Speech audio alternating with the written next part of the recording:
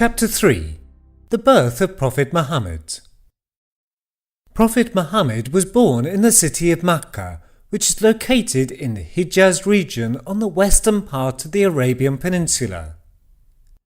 His exact date of birth is not known. The reason for this is that no particular calendar was used among the Arabs at that time. According to common opinion, he was born 50 to 55 days after the incident of the elephant in the month of Rabi al-Awwal on a Monday. Different estimates state that the date of birth of Prophet Muhammad was April 20th, 571, corresponding to Rabi al-Awwal 9, or June 17th, 569, Monday, or Rabi al-Awwal 12. The first was suggested by the Egyptian astronomer Mahmud Pasha al-Falaki, and the second by the famous Islamic scholar of our time, Muhammad Hamidullah. Prophet Muhammad's father was Abdullah ibn Abdul Muttalib from the Banu Hashim branch of the Quraysh, and his mother was Amina, the daughter of Wahb ibn Abdumanaf, who was a member of the Banu Zur'a branch of the Quraysh tribe. The Prophet was their only child.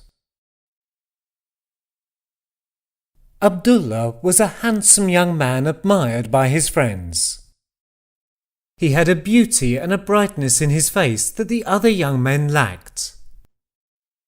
This is considered to be the light of Nubuwwah, the light of prophethood, Nur al-Muhammadi, that belongs to Prophet Muhammad.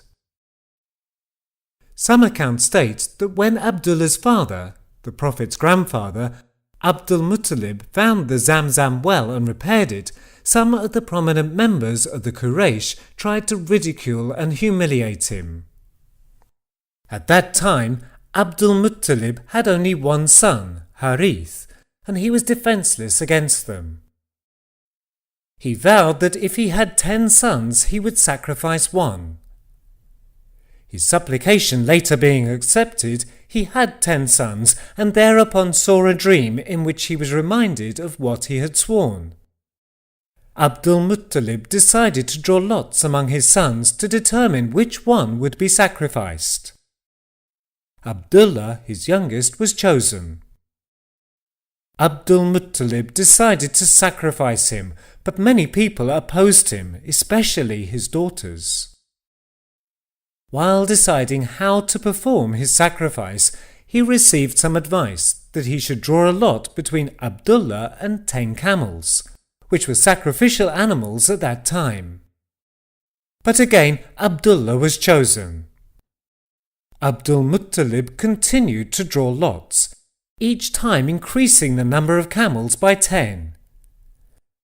When the number of camels reached 100, the camels were chosen, and Abdul Muttalib sacrificed these 100 camels.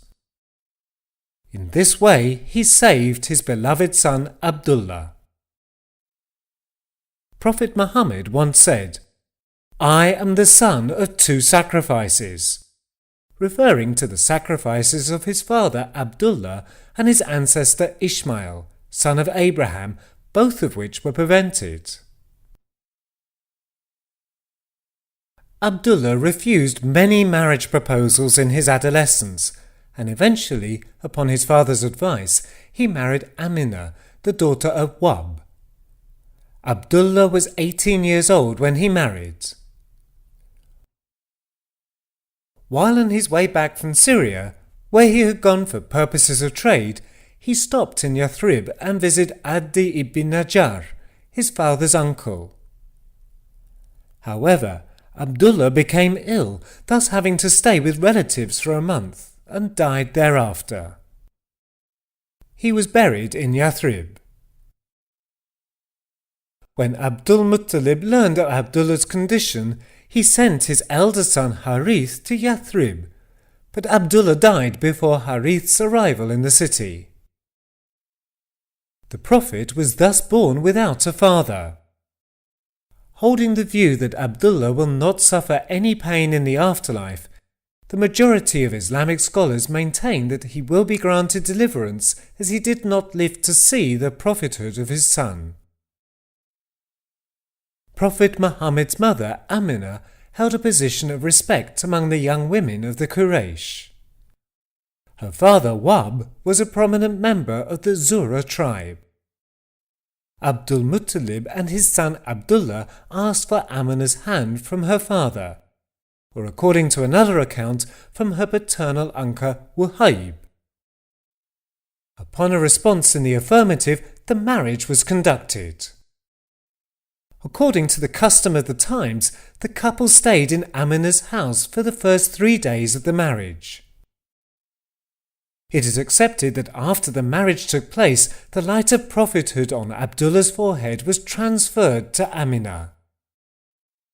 There are accounts in Islamic sources pertaining to supernatural incidents which took place throughout Amina's pregnancy. According to one account, Amina had a dream during her pregnancy, and she was told in this dream that she would give birth to an important person, and she was told to name this child Muhammad or Ahmed. The accounts which assert that Amina felt no pain during delivery are also among these. Again, according to another famous account, Prophet Muhammad was born already circumcised.